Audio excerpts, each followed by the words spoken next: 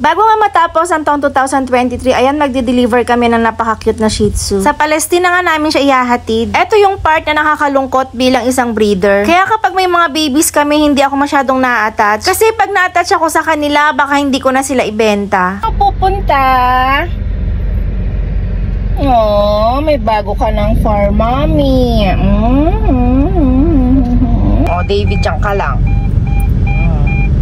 Bibigyan natin siya sa new fur mom niya. Fur mom.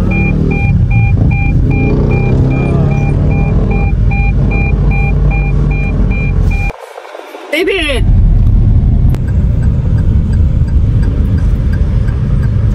Doon ka na sa likod. Aro, aro, aro.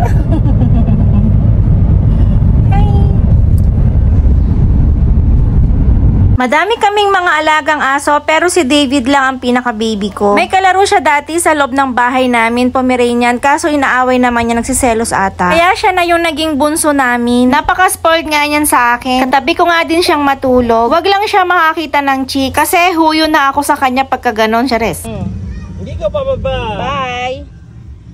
Bye! Bye-bye! Wala na siya. Ayun na.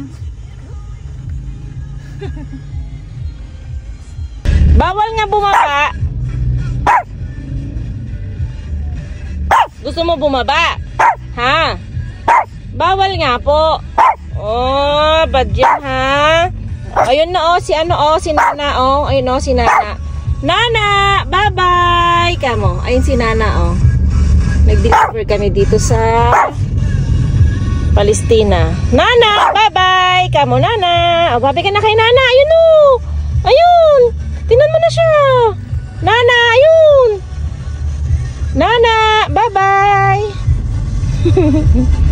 Oh, wow, aman! Bye-bye, Nana! Ayun na, si Nana.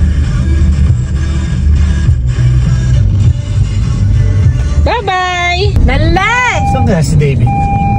David? Kaya si David? David? Wala na si David. Ay! Ayun!